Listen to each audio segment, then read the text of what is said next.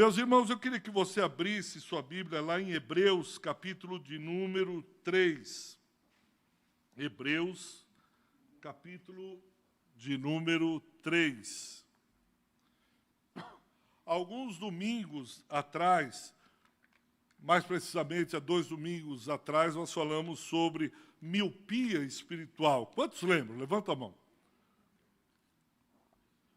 O míope, eu dizia, é aquele que enxerga bem de perto, mas não enxerga de longe. E eu fiquei pensando, se há miopia espiritual, nós conseguimos fazer uma relação entre o míope e o míope espiritual, por que não conseguiríamos, ou será que existia também, o hipermétrope espiritual, aquele que tem hipermetropia, ou seja, exatamente o oposto da miopia. Se o míope enxerga bem de perto e mal de longe, será que existem cristãos que enxergam mal de longe, e bem de longe e mal de perto? Que é o hipermétrope, aquele que possui hipermetropia espiritual. Será que, de alguma maneira, existe essa relação no mundo espiritual? Aqueles que têm uma enorme dificuldade em viver ou ver o mundo de perto, o mundo hoje. Ele fica sempre olhando e vendo o que o mundo será amanhã. Ele fica olhando para o mundo de uma maneira distante, extremamente longínqua. Então, ao contrário do míope espiritual, o hipermétrope espiritual, ele só consegue enxergar o dia de amanhã. Aquilo que vai ser realizado não hoje, não agora, mas ele joga para o amanhã. É o que nós chamamos de procrastinadores. Aquele que procrastina é aquele que adia as suas decisões, adia as suas escolhas, adia suas tomadas de posição no dia que se chama hoje. Então, ao contrário do míope, que só vê o hoje, o hipermétrope, ele não consegue ver o hoje. Ele é um procrastinador. Ele deixa continuamente para o dia seguinte, para o depois, para o amanhã. Ele adia, ele posterga, ele enrola. Seria aquele que empurra com a barriga no linguajar mais cotidiano. Ele diz, não, amanhã faremos. Não, né, isso não é tão importante, deixa para a semana que vem. E aquilo se torna um hábito na vida dele. Se torna uma característica, o prorrogar decisões. E olha que quem vos fala é um professor nessa área. Alguém que também está lutando com o vício, com o hábito da procrastinação.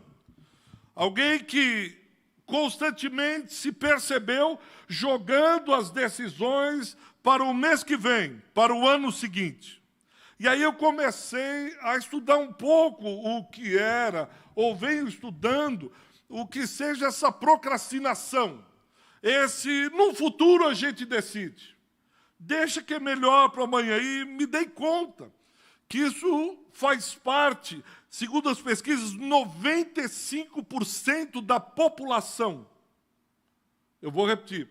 95% da população brasileira tem algum tipo de procrastinação. Deixa eu explicar melhor.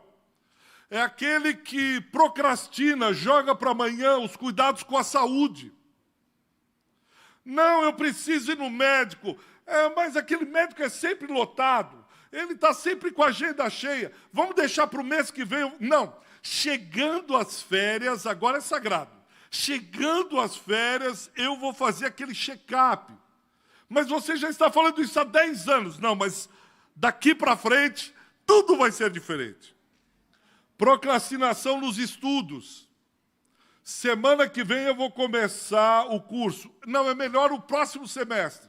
Não, ano que vem eu vou voltar a estudar, porque não é possível eu estar passando tanto tempo assim sem estudar. Não, ano que vem, olha, me chame de que for, mas semestre que vem. Procrastinação no trabalho. nas relações interpessoais, na tomada de decisão para trabalhar no ministério, para servir ao Senhor. Nós vamos procrastinando. E isso é uma doença onde tem especialistas na área da psicologia, da administração, clínica médica, trabalhando com aqueles que a procrastinação se tornou um hábito, um costume, uma doença. Somatizaram. E aí há uma enxurrada de estudos, trabalhando com eles. Por quê? As razões são várias. Alguns se sentem incapazes, e por se sentirem incapazes não tomam decisão. Outros estão completamente desmotivados. Você conhece alguém que está desmotivado com o ministério? Eu até agora nunca vi ninguém assim. Mas ele está desmotivado. Desmotivado com o trabalho, desmotivado com a família. Aí o que ele faz? Não, amanhã eu resolvo isso. Há uma sobrecarga de atividades, excesso de trabalho, estresse, preocupação, sua mente fica longe, falta de concentração. Ele começa a ler uma coisa aqui, não dá 2 minutos, ele diz, bom, deixa eu ver quem está no Zap. Ele passa meia hora no Zap e diz, que mosca é essa? Não é possível que entrou mosca aqui em casa. Não, deixa eu voltar a ler. Aí ele começa a ler. Ele vai ler mais um parágrafo. Bom, deixa eu tomar um copo d'água. Estou morrendo de sede. O médico disse que é bom tomar tomar água. Aí ele vai tomar água. Aí ele volta e diz, bom, deixa eu me concentrar aqui na leitura. Aí a esposa chama, o filho chora, o cachorro late. E ele diz, bom, amanhã eu começo essa leitura firme, porque hoje o inimigo está solto nessa casa. Amanhã eu vou ler, amanhã eu vou terminar esse livro, eu vou ler dobrado a Bíblia. Eu não li esse capítulo que eu tinha feito tal, mas amanhã eu começo, eu leio 2 capítulos da Bíblia. E aí vem uma sensação ruim, porque aquele que vai jogando as decisões para o amanhã, ele sofre.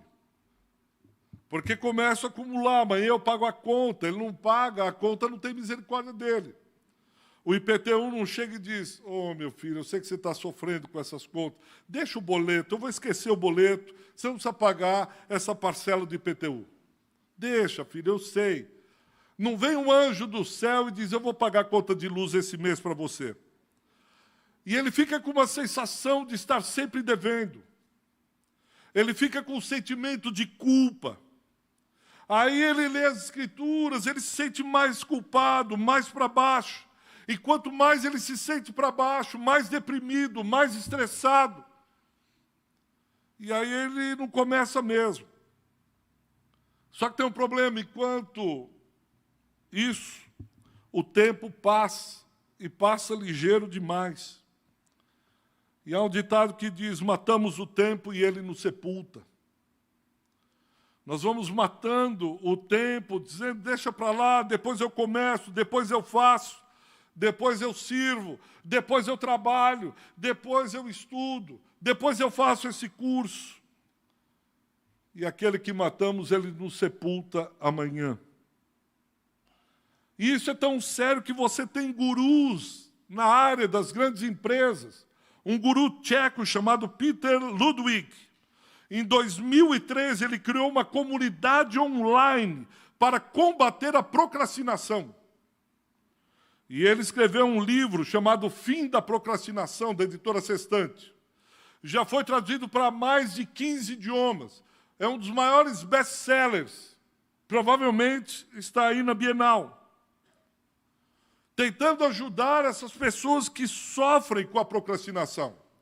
Há uma fábula antiga, clássica, que eu ouvi quando pequeno, que dizia que é a história de um burrinho, que o dono colocou 2 cestos de feno na frente dele. E ele ficou decidido qual dos 2 eu começo, por qual, desse feno ou daquele feno? Aí num dia ele disse, aquele feno parece melhor, mas aquele também não está ruim. E se eu começar com o da direita? Ele disse, Deus me livre essa direita fundamentalista, eu sou de esquerda. Aí ele olhou para o da esquerda e disse, eu não sou canhoto, o crente não é canhoto. Aí ele olhou para o da direita. Foram se passando os dias, ele disse, amanhã eu decido.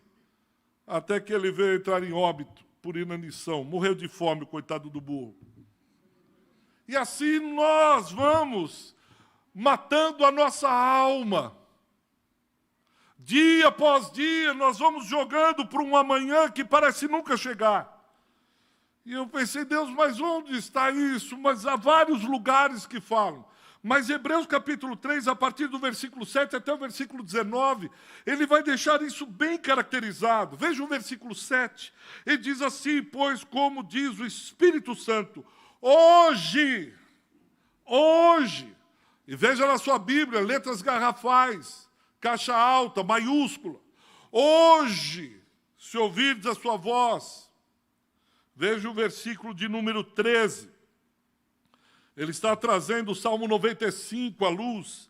Ele, de novo, no versículo 13, pelo contrário, exortai-vos mutuamente cada dia, durante o tempo que se chama hoje. Veja o versículo 15. Enquanto se diz hoje, letras maiúsculas, garrafais. Se a miopia espiritual nos rouba a visão do amanhã, a hipermetropia espiritual nos aleija de vivenciarmos a vida abundante de Cristo hoje. Nós não vivemos o Deus do hoje, nós não vivemos a vida que Deus tem, a vida abundante que Deus tem para mim e para você hoje.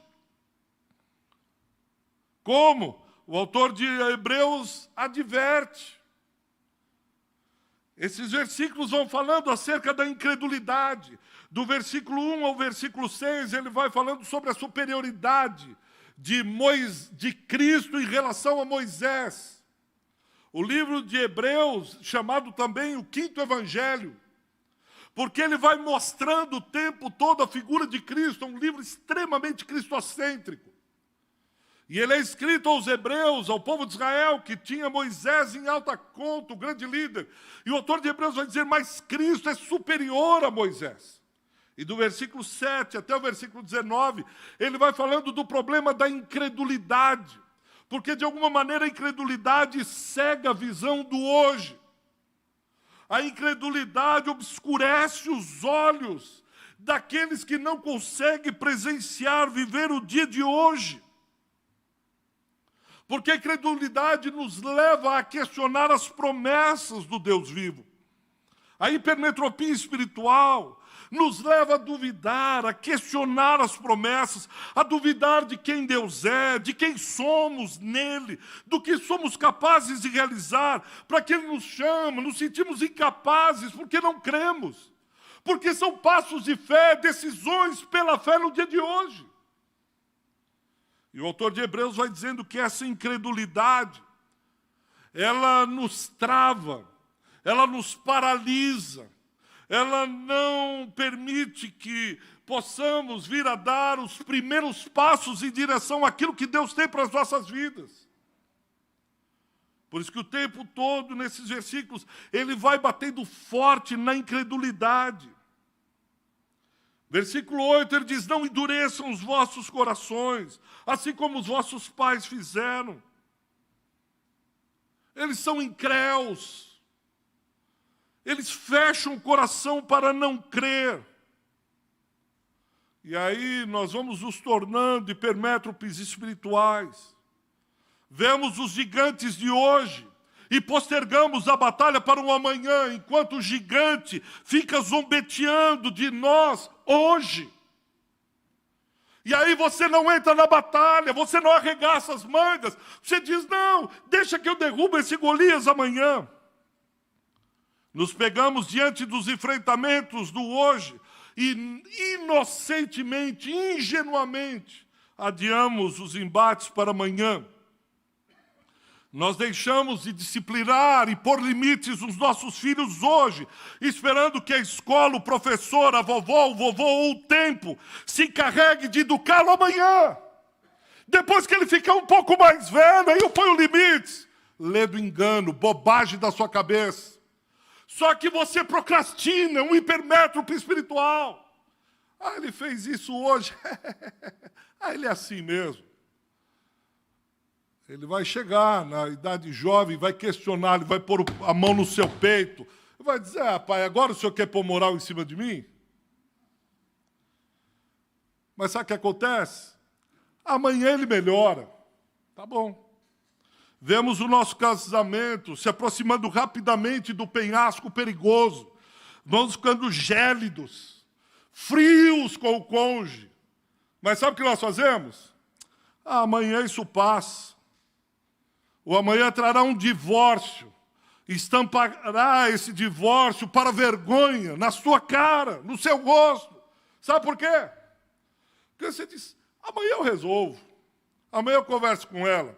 Amanhã eu acerto com ele. Isso passa. Nós não avançamos hoje, pois a incredulidade nos gera medo no dia de hoje. Nós temos medo de tomar decisões nos dias de hoje, porque a incredulidade nos paralisa. Mas, meu irmão, lá na frente, aquele amanhã não vai ser florido. Você não pisa no mar vermelho hoje, esperando que num amanhã ele se abra.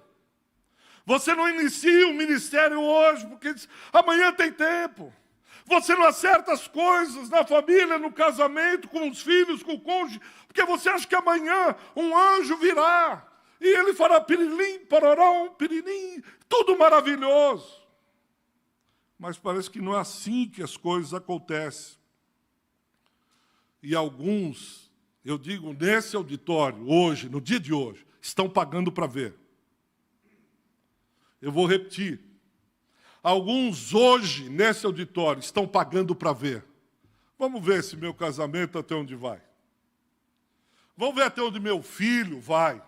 Vamos ver até onde o trabalho aguenta.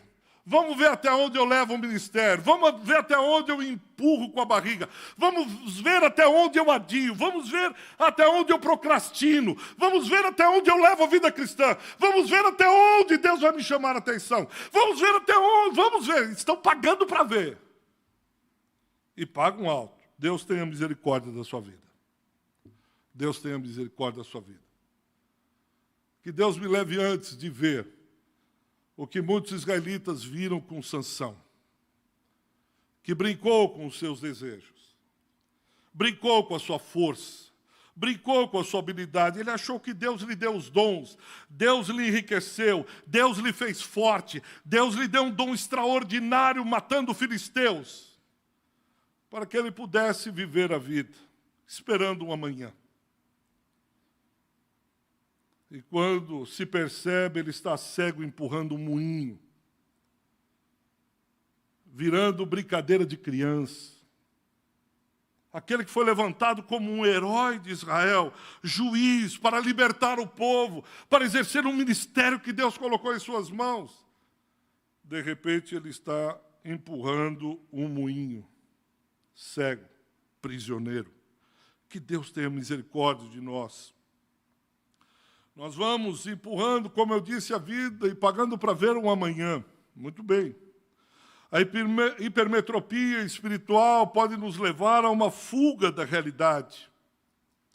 Se a procrastinação, a incredulidade nos empurram para o amanhã que talvez nunca chegue, alguns têm uma saída mística, ilusória, infantil, porque não querem enfrentar a dura realidade que se apresenta nos nossos dias. E aí começam a criar fantasias. Não, amanhã Deus vai me honrar com um trabalho. Quanto eu já ouvi isso.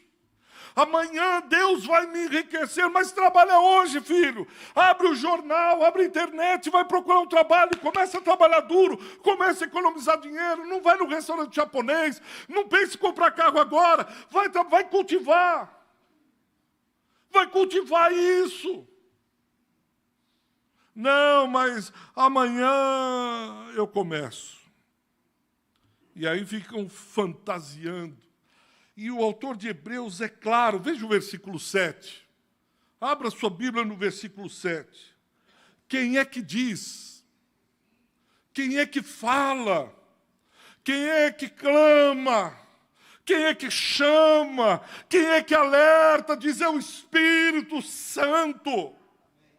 Não é o menino da esquina, não é o pai chato, não é o pastor rabugento, não é a irmã Cri-Cri, é o Espírito Santo. E ele disse: hoje ouvirdes o Espírito Santo de Deus, não endureçais os vossos corações, como os vossos pais fizeram no deserto. É o Espírito Santo. Isso deveria fazer tremer o nosso coração. Eu preparava isso e disse: Senhor, isso pode acontecer comigo. Eu já vi colegas de ministério, já vi pastores que estavam lá animados, de repente, ele parece um saco de batatas. Porque disse: amanhã, e já fiz muito, já aconteci, deixa para amanhã. E o Espírito dizendo: se hoje ouvires a voz do Senhor. Veja o versículo 15, é a mesma coisa. E quando se diz hoje, amanhã eu vou ouvir a Deus, e Deus está dizendo: é hoje. A decisão é hoje, o vale da decisão está aí, é hoje, é urgência. E ele diz: há o perigo de ouvirmos a voz do Espírito Santo e endurecer o coração, como os pais fizeram no deserto, povo de Israel. Há um perigo do perverso coração de incredulidade. Veja o versículo de número 12. Veja o versículo 12. Esse coração, mas o que é isso? Esse coração, nós pensamos, ele se torna um ateu. Não, mas não é só o ateu, não é só dizer eu não acredito em Deus. Perverso coração de incredulidade é um ateu que diz: não, eu não creio mais em Deus. Esse perverso coração de incredulidade é quando hoje eu não consigo ter mais um coração grato a Deus. Eu não consigo ver a obra de Deus. Eu olho para a minha família, eu olho para o ministério, eu olho para o trabalho, eu olho para a escola, eu olho para a vida, e ela está sem graça, sem sal, sem açúcar. Viver ou morrer, não como Paulo, mas de uma hipermetropia espiritual. Ele olha e não consegue ver o que Deus tem para ele hoje. E eu e você somos tentados à incredulidade. E essa batalha é no dia de hoje.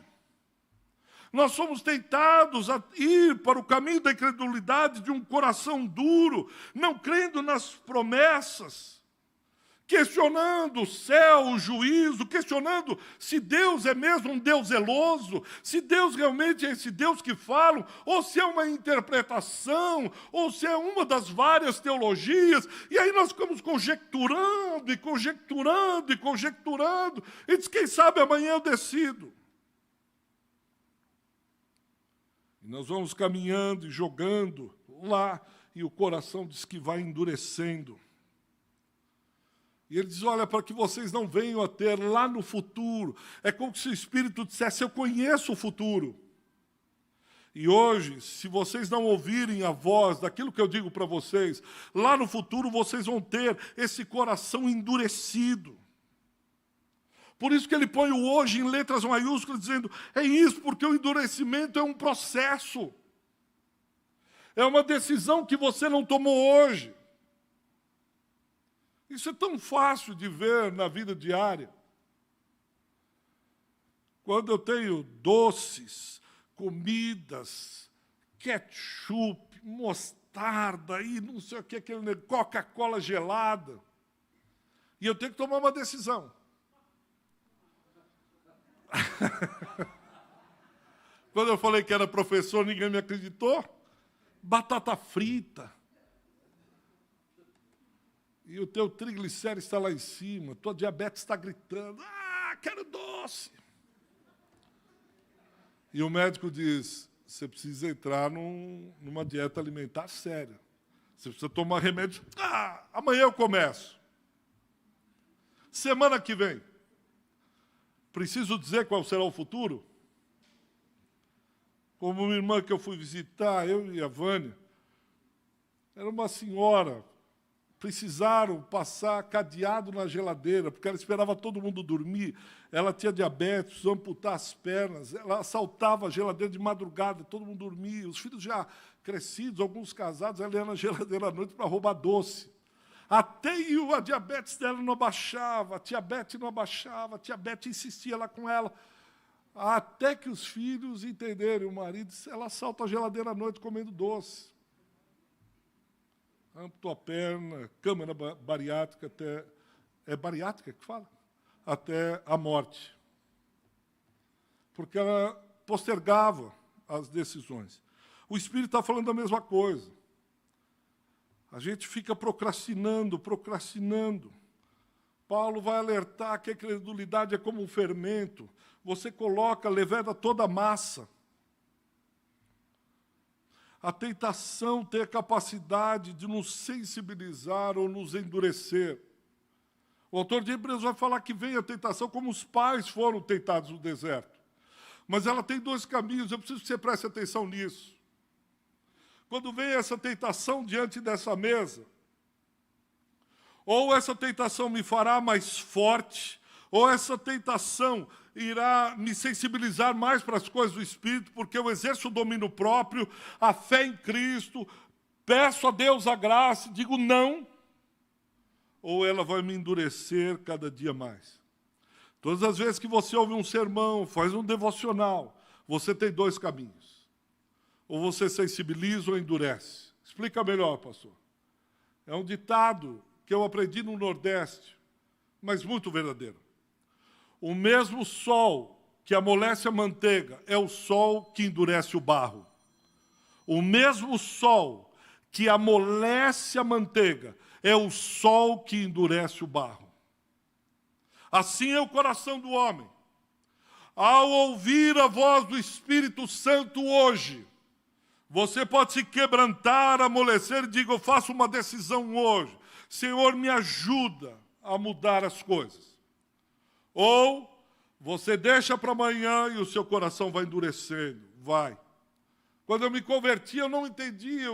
Alguns cristãos já de anos da igreja, anos, líder de louvor, líder de escola dominical, pastores. Uma vida pífia. Uma das líderes, eu estava no carro, eu parei, porque ela pedindo a morte, porque brigou com o namorado, não queria mais nessa vida. Eu parei o carro, porque eu era novo convertido, eu não conhecia crente velho. Eu não conhecia crente que senta nos bancos há anos. Eu tomei um choque, eu disse, irmã, não peça a morte, que isso? Deus, eu comecei a pregar, ela já sabia tudo. Eu não tinha nada para ensinar, eu disse, vou morar no meio da rua, eu parei porque eu fiquei tão impactado. Mas depois de alguns anos, eu comecei a ver uns crentes. E hoje eu entendo. Eles vão ouvindo tanta palavra, e tal, o Espírito falar, eles vão endurecendo. Por isso que o autor de Hebreus, ele diz, perverso coração de incredulidade, porque você vai endurecendo. Eu posso aqui matar, chorar, dar bananeira, agarrar nas paredes igual o Spider-Man e tal. Você olha assim e diz, acabou, pastor? Podemos ir para o culto que eu preciso almoçar. À tarde tem jogo do Corinthians e vamos terminar logo isso aqui? E a segunda-feira você diz, pastor, desculpa, não dá que eu estou com muito trabalho. Estou lotado de coisa para fazer. O coração endureceu. A palavra é o mesmo sol da justiça que amolece a manteiga e endurece o barro. Mas ele diz alguma coisa importante aqui para mim e para você. Ele diz, exortai-vos mutuamente. Exortai-vos o tempo todo uns aos outros. Não é o pastor. É o seu cônjuge, é o seu amigo, é o seu colega de trabalho, é entre os irmãos. Exorte mutuamente. Exortação vem do verbo grego, parakleo. É andar ao lado, é sentar ao lado, é você chamar aqui e dizer, irmão, que isso, rapaz? O que está acontecendo com você? Não pode ser assim e tal. E vamos lá, encoraja, anima, sustenta, anda do lado, ajuda, aconselha, apoia, consola uns aos outros. Paracleses. Nós precisamos encorajar, animar, andar do lado, sustentar uns aos outros o tempo todo, dizendo, ele vai dizer, isso é chato, não pega no meu pé, quem cuida da minha vida sou eu. Mas enquanto nós estivermos juntos, nós precisamos encorajar, exortar, ajudar, estimular uns aos outros. Caso contrário, daqui a uns anos nos encontraremos. E diremos uns aos outros, como você mudou. Você era um crente que não faltava em nenhuma reunião. Você era um crente que era frutífero no ministério. Nossa, você era um crente que... Eu já vi isso muitas vezes. Teve um pastor que me ajudou, já falecido. Foi um tempo de dificuldade, mas ele foi uma bênção na minha vida. Ele, assim, ele falava, eu comia cada palavra. Passava um dia inteiro com ele ouvindo. Aquilo era como um bálsamo na minha alma. E depois ele foi servir em outro lugar, nos distanciamos, etc. Ele veio falar comigo, assim, um bafo de pinga. Cerveja, uísque, sei lá. Os olhos assim mole, ele tentando disfarçar com bala. E eu via que ele virava assim de lado para não falar muito comigo. Um homem que foi missionário entre muçulmanos, dirigiu uma grande igreja em São Paulo, me abençoou tanto. Aí eu fui atrás e falei assim, o que aconteceu? Se ele deixou a mulher, abandonou a mulher, eu dei acolhida para a esposa dele está no cantinho da igreja, eu arrumei um quartinho no fundo da igreja para a esposa dele vai recomeçar a vida, porque foi um baque. Ele está andando por aí, se achava o máximo, e agora ele mora num quartinho, num lugar aí que ele ajuda um partido que conseguiu um emprego qualquer para ele, arrumando bola de bilhar. Pastor que tinha uma teologia, uma pregação, me abençoou tanto. O coração dele estava endurecido. Quebrou o casamento, quebrou a relação com os filhos. Depois, no final da vida, graças a Deus, um outro pastor também, amigo, recuperou, ele voltou aos caminhos do Senhor, mas foi um pouco tarde. A bebida provocou a cirrose, ele já estava debilitado, se alimentando mal, comendo. E eu espero encontrá-lo no céu, abraçá-lo e agradecê-lo por tudo que ele fez. Mas endureceu o coração. O autor de Hebreus está falando o mesmo com Israel. Olha, não faz como os pais do deserto. Eles ficaram 40 anos vendo milagres atrás de milagres. Números 14 e 11. Não preciso abrir, eu vou ler. Disse o Senhor a Moisés, até quando me provocará esse povo e até quando não crerá em mim, a despeito de todos os sinais que fiz no meio dele? Até quando? O fim pode chegar repentinamente, como chegou na vida desse amado pastor que eu falei, amigo, irmão. Por isso, no 15, versículo 15, veja aí, ele diz, hoje, diariamente governado pelo Senhor, não prorrogue, não deixe para amanhã. Versículo 16 e 17, o povo era murmurador, o povo estava sempre com alguma coisa, o povo sempre tinha algum compromisso, o povo sempre estava cansado. Por 40 anos, 2 milhões de judeus morreram, caíram no deserto. 2 milhões de judeus caíram no deserto. Morreram na Covid esses 2 anos, cerca de 500, 600 mil. 2 milhões ficaram no deserto por causa da incredulidade. E não agradeciam a Deus quando descia o maná do céu e eles se alimentavam. Não agradeceram nas codornizes, não agradeceram quando saiu água do meio da rocha, não agradeceram um monte de coisa. Quanta gente tem muita coisa, eu mesmo. Coisas boas que Deus tem na tua vida, saúde, bênçãos, família. Tanta coisa boa para você agradecer, e aí você fica no amanhã, não, mas quando eu me aposentar, quanto eu já ouvi isso, meu Deus, eu não vejo a hora da minha aposentadoria, aí aposenta, entra numa depressão violenta, porque fica dentro de casa, e fica para um lado, para o outro, aí não tem, não fez, não criou amizades, não procurou relacionamentos, nunca serviu a ninguém. Que vida miserável, me perguntando, Senhor, sabe o que é essa vida miserável que o Senhor tem? É isso a vida, trabalhar, se aposentar, pegar a depressão e morrer? Como a senhora, porque não tinha o que fazer. Ela pegava escova de dente e ficava limpando os rejuntos do banheiro e da cozinha. semanas lá no rejunte, para ficar branquinho, o rejunte do banheiro, imagina. Aí ela pegava a pasta de dente, ela ficava feliz, ela disse, olha, agora eu pus sapólio, agora eu pus pasta de dente, olha, o que você fez a vida inteira? Lá vai, que coisa linda ficou meu banheiro. Eu creio que Deus está nos chamando para outros passos. É uma fé para o dia de hoje. É uma vida que é vivida no dia de hoje. Não há estoque de fé para amanhã. Nós não conseguimos colocar num saco a vida e dizer, eu vou gastar amanhã. Algumas decisões são tomadas hoje se o Espírito Santo falar com você. É hoje. É como maná. Come hoje, porque amanhã apodrece. Por isso, versículo 7. Hoje, se ouvirdes a sua voz, não endureçais os vossos corações como foi na provocação, no dia da tentação no deserto. E ele termina o versículo 19 trazendo uma palavra de ânimo, de entusiasmo. Ele diz, olha, há um lugar de descanso para aqueles que estão cansados, fadigados. O próprio Senhor Jesus, em Mateus 11, diz, vinde todos, os que estáis cansados e sobrecarregados.